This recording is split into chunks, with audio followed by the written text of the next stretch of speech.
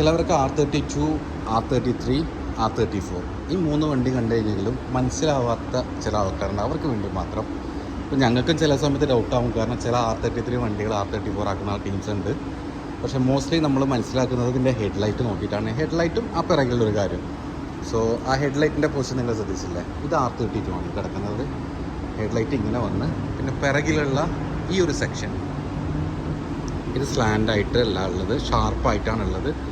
കറവൊക്കെ കുറവാണ്. സോ ഇത് പിന്നെ നമ്മളെ റിയർ ടൈൽ ലൈറ്റ്.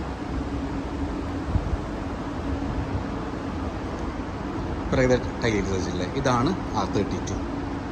R33ലേക്ക് വരുമ്പോൾ ബമ്പർ അപ്ഗ്രേഡ് ഓൾറെഡി ചേഞ്ച് ആയി ഡിസൈൻ. പിന്നെ ഹെഡ്ലൈറ്റ് ഡിസൈൻ ചേഞ്ച് ചെയ്ത് പുതിയ ഡിസൈൻ വന്നു.